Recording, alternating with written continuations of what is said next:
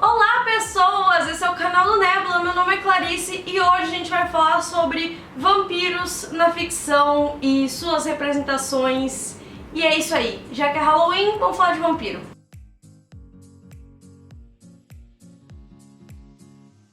Eu gosto muito de história de vampiro no geral, então eu pensei, por quê? Por que não? Né? Então não tem por que não, vamos falar disso aí.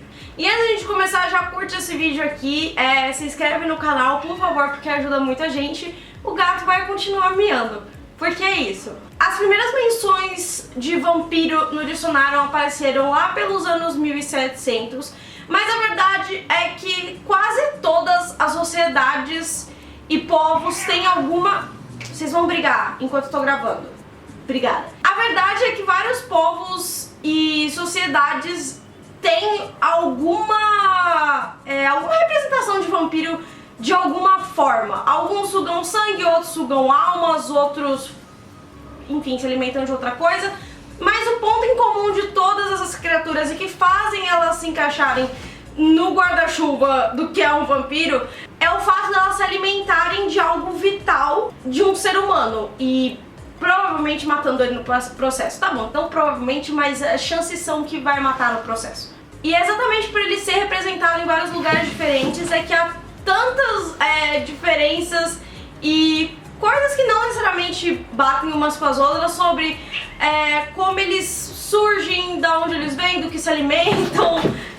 Globo Repórter não. Num primeiro momento, o que fez o mito do vampiro surgir e histórias do folclore dessa besta e fera que se alimenta de pedaços de pessoas e sangue e seja lá o que for, foram as pessoas tentando entender como funciona o método de decomposição de um cadáver. Então, basicamente, depois que a gente morre, e eu não estou tirando essa informação do nada porque eu perguntei pra uma amiga minha que é médica, as unhas e os cabelos das pessoas crescem um pouquinho mais depois que a gente morre. Além de que as pessoas estavam também tentando entender por que algumas pessoas tinham condições que deixavam elas mais sensíveis à luz do sol. Então você junta esses elementos e você chega no que era a imagem do vampiro em alguns folclores, antes da ficção em si, né? Quando era só tipo, um monstro pra você tomar cuidado. Como qualquer monstro ou criatura fantástica, ou enfim, que é representado em histórias de ficção, geralmente o vampiro vem trazendo uma mensagem. No sentido que a gente usa a imagem do vampiro em certas histórias para significar alguma coisa. Não necessariamente a mesma coisa em todas as histórias, como a gente vai ver. Mas esses monstros são usados de formas específicas para passar mensagens para os leitores e, enfim, pessoas que estão consumindo aquelas histórias. Pode ser uma maneira de você olhar um passado glorioso que parou no tempo, pode ser uma maneira de você ver como as tradições afetam a vida das pessoas, pode ser sobre grupos específicos se alimentando de outras pessoas e sugando a vida delas, pode ser sobre... Enfim, um monte de coisa. Não é por ser a mesma criatura em várias histórias que ela necessariamente vai significar a mesma coisa. A primeira história de ficção em prosa que é considerada como a primeira vez que o vampiro apareceu foi em 1819, sim, eu estou usando minha cola porque eu não vou lembrar de todos os dados. Chamada The Vampire, pelo John Polidori, com muitas influências do Lord Byron. E é importante dizer que antes disso o vampiro já tinha aparecido em histórias como em poemas e etc. Mas em prosa essa é considerada a primeira. E aí vem uma coisa importante sobre como a representação do vampiro é feita. Porque quando ele era só uma lenda, ele aparecia muito como essa coisa bestial, uma fera, um monstro, né? Sem muito raciocínio lógico, enfim. Com a história do Polidori, o vampiro passou a ser a imagem do conde que a gente conhece hoje. Talvez não como a gente conhece hoje, porque ela foi solidificada pelo Drácula, mas próxima do que a gente conhece hoje. Então ele já era essa coisa meio até sedutora, de certa forma, que tava, enfim, cheio de luxo. bicho do passado e não era só uma besta que, sei lá, ia te atacar na floresta e sugar seu sangue. Quer dizer, esse ainda vai sugar seu sangue, mas ele é um pouco mais educado enquanto ele faz isso, não sei. Então, antes dele estar na prosa, ele até se assemelhava mais com um zumbi, digamos assim, né? Essa coisa que tá pensando muito mais em comer do que, enfim, qualquer outra coisa. E com a história do Polidoro, ele vira esse aristocrata, essa coisa sedutora, mais civilizada, de certa forma. E uma coisa muito importante de entender é que ele vem como um vilão nessas primeiras histórias. Outra obra da época que vale mencionar, que às vezes as pessoas não mencionam, e é uma das obras, pelo menos na minha opinião, mais importante para solidificar a história do vampiro na literatura de maneira geral, é Carmilla, que foi escrita pelo Sheridan Le Fanu. Eu não sei se é assim que fala, gente, mas é isso aí, vamos lá. E Carmilla é uma novela, é uma história bem curta, na verdade, e eu sei que ela já foi adaptada de outras formas, mas originalmente ela era uma história pra falar sobre perigos, enfim, e especificamente sobre o perigo da homossexualidade. E eu sei, se você viu uma versão mais nova de Carmilla, provavelmente você vai ficar confuso, mas foi assim que a história nasceu. Então, basicamente, Carmilla era uma vampira e ela preferia ir atrás e seduzir mulheres, tanto que a protagonista, se não me engano, o nome dela é Laura, ela tá nessa tensão da história exatamente porque... Nossa, perdi a voz aqui. Exatamente porque a Carmilla tem interesse nela. Nessa época também veio Varney the Vampire, veio The Vampire, mas... Enfim, à medida que os anos 1800, enfim, foram passando, a gente eventualmente cruza com o Drácula de Bram Stoker de 1897, que não é a primeira história de vampiro, mas é o vampiro que a gente conhece hoje. Inclusive, uma das minhas recomendações, se você quiser saber mais de assunto, é um livro chamado O Vampiro Antes do Drácula. Eu vou colocar a imagem na tela, que é um livro que ele vai em muito mais detalhes sobre como o mito do vampiro foi construído na literatura antes do Bram Stoker aparecer. Mas mesmo antes do Drácula aparecer, essas histórias foram moldando parte do que a gente entende como um vampiro. Novamente, existem várias formas e criaturas que podem se encaixar no que a gente vê como vampiro, mas não dá pra negar que essa imagem que a gente tem hoje do aristocrata, do nobre, disso é uma coisa que é muito presente, né? Quando a gente fala em vampiro, essa é uma das primeiras imagens que vem na cabeça. Uma das coisas que eu falo faz um tempo sobre Drácula é que o Drácula é um grande exemplo de como a sociedade da época via as mulheres e via a posição que as mulheres tinham que manter, porque até mesmo a mina, que era a mulher decente e a mulher correta da época, ela foi seduzida pelo Drácula. Então mesmo as melhores mulheres podem ser seduzidas pelo mal, sei lá, Eva comeu a maçã e essas coisas. E sempre existe um contraponto muito forte entre a Mina e a Lucy, que em todas as adaptações ninguém consegue acertar a Lucy, é impressionante, ninguém... Olha, e sim, Drácula da BBC, eu estou olhando pra você, tipo, sério, 2019 eles me fazem aquela Lucy, mas vamos voltar, que esse não é o assunto. Uma das coisas que o Drácula do Bram Stoker solidificou é que toda a questão de ser um vampiro era muito relacionada a uma doença. Mesmo que fosse uma possessão demoníaca, era algo contagioso, algo que as pessoas tinham que tomar cuidado, né? Basta ver que, de fato, a gente vê o Drácula infectando outras pessoas durante a história. Algumas temáticas que são tratadas como, enfim, relações sexuais, a morte e sangue, né, obviamente. E conversa muito com toda a noção da época de que a tuberculose e a sífilis eram problemas bem comuns e bem preocupantes. Então, você pega uma história de um monstro que é bem conhecido, você relaciona com sexo, você relaciona com sangue, com morte, contágio, enfim. E nasce o Drácula que conhecemos. E se você nunca leu o Drácula e não quer ler o Drácula, mas você ficou curioso, o filme do Coppola é uma adaptação bem decente. E com certeza melhor do que outros aí que vieram depois. E uma coisa que o Drácula do Bram Stoker também trouxe foi toda a questão do Drácula, na verdade, ser o Vlad Tepes, o empalador, figura histórica que lutou na guerra e não era muito enfim, legal com seus inimigos. Outra coisa muito importante que o Drácula fez foi trazer personagens que depois seriam muito relevantes para a história de vampiros em geral. Então você tem o Van Helsing, que, bom, além de ter história só pra eles, várias histórias de vampiro bebem dessa fonte. Então, tipo, sei lá, tem Helsing, o anime, sabe? O anime, então, é referência disso. Até porque a Alucard, ao contrário, é Drácula, enfim. Muitas das bases foram solidificadas e colocadas com o Drácula de Bram Stoker, goste ou não, com problemas ou não, ele é um arco desse tipo de literatura. E o Drácula do Bram Stoker, ele mistura essa coisa do monstruoso com o barão, conde, enfim, sexy. Porque a gente tem esse lado, né, principalmente quando ele tá com a mina, tem uma coisa muito mais sedutora. Mas quando ele tá, enfim, mordendo a Lucy, é muito mais bestial. Inclusive dá pra ver bem no filme. Ele se transforma em animais, ele vira um monstro. Nem sempre ele é um barão sexy, às vezes ele precisa beber sangue, senão ele tá num formato muito mais velho e até decomposto em algumas circunstâncias.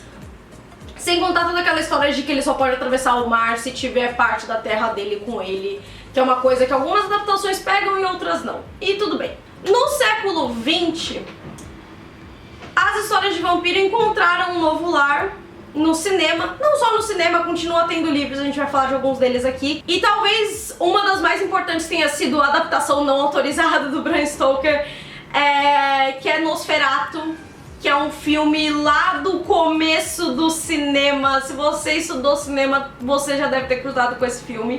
Esse Drácula, apesar dele ainda ser um conde, ter essa coisa da aristocracia, ele é muito mais feio, né, e não agradável aos olhos. E inclusive, se você jogou o Vampiro à Máscara, o clã Nosferatu vem daí, a inspiração é daí. Nesse filme especificamente, uma das coisas que ele tava falando era sobre o medo do outro, né, o que tem muito a ver com toda a questão antissemita da época, né, de os judeus virem e roubarem os nossos empregos, as nossas riquezas, enfim, e que honestamente a gente pode usar isso hoje pra muitas outras coisas também, né. A gente sabe que esses preconceitos não pararam naquela época. E por isso que esse vampiro, ele é muito mais assustador, no sentido visual mesmo, né, o design dele é mais assustador, é mais bizarro pra causar essa estranheza.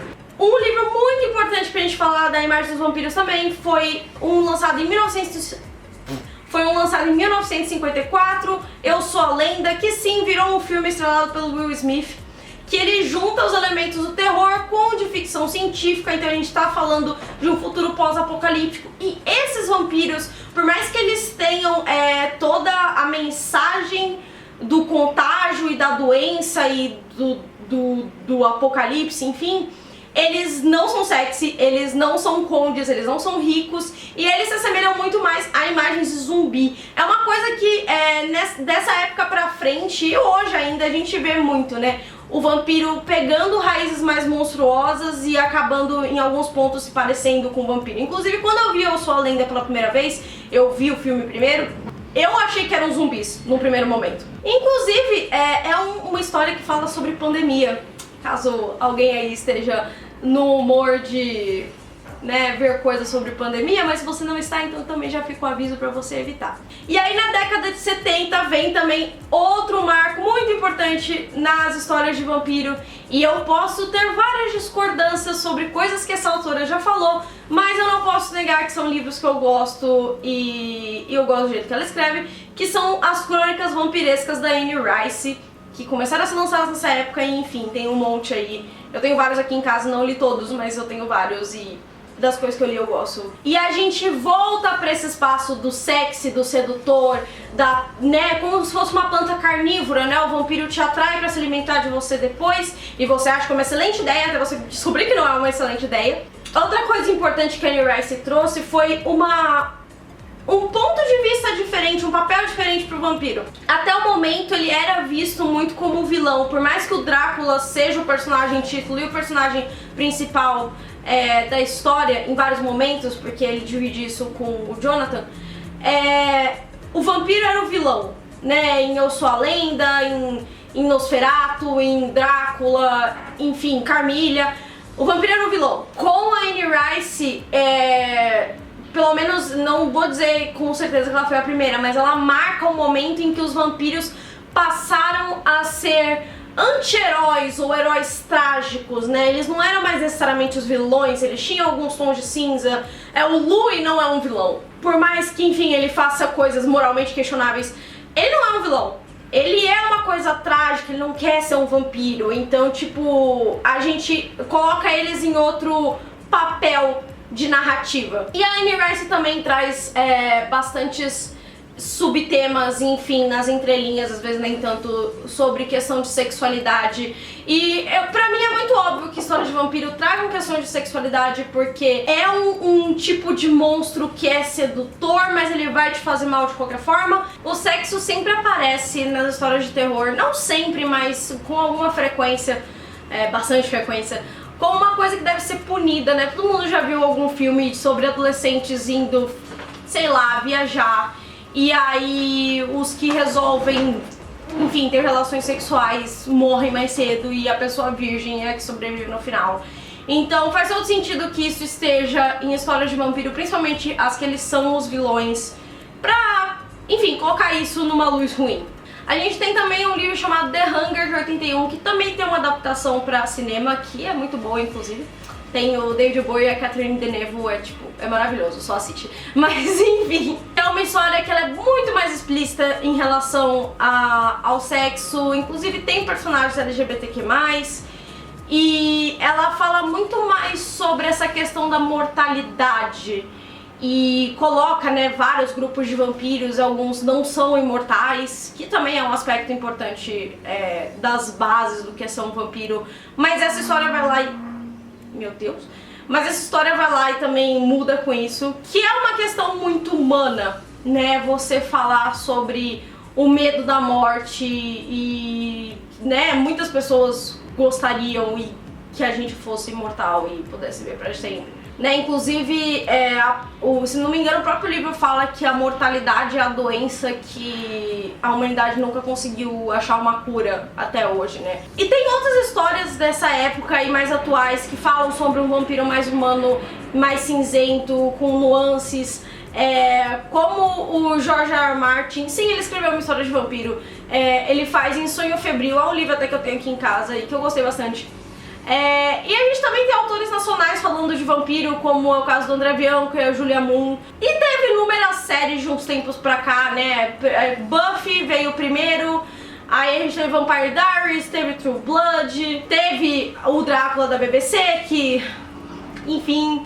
E eu também não queria não falar nesse vídeo do que é possivelmente a minha história de vampiro favorita, que é Deixa Ela Entrar, que trata muito mais do terror e do esquisito e de tensões e não vai pra um lado mais sexy e, enfim, até porque tem crianças no meio, né? Do que é uma relação não necessariamente amorosa, mas enfim, do que é humanos e vampiros tentando conviver, né? Coisas muito diferentes e que uma precisaria da outra pra viver de uma maneira sanguessuga até. Uma das coisas que sempre me deixa assim de falar sobre a história dos vampiros e como eles são retratados é porque, enfim, muitas vezes as pessoas pegam histórias de vampiros que são feitas para um público específico, geralmente mulheres jovens, e falam, isso não é um vampiro de verdade, e aí a gente fala que vampiro não existe. E os vampiros vão mudando, as representações deles vão mudando à medida do que o autor ou o criador quer passar com ele.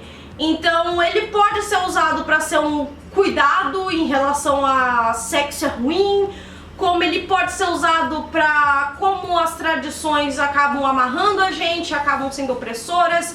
Tem histórias de vampiros também que falam sobre sociedades opressoras e como questões tradicionais podem acabar com muitas coisas e com a vida das pessoas mais jovens. Eu acho que inclusive essa coisa de uma sociedade muito tradicional e com muitas regras e como isso atrapalha a vida das pessoas aparece bastante em Vampiro à Máscara, o RPG, e também pode representar essa questão da vida eterna, da solidão até, porque se você vive pra sempre, as pessoas que você ama vão morrer. cede, né? Ah, o seu vampiro brilha no sol, ou o seu vampiro não é bonito, ele é mais um monstro do que qualquer outra coisa.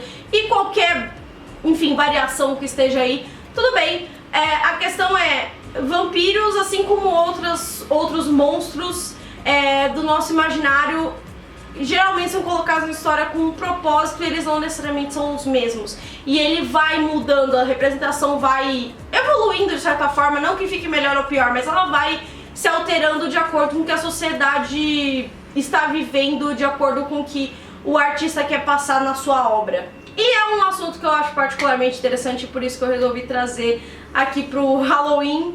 E a gente tava um tempo sem vídeo, eu queria gravar um vídeo. Enfim, é isso.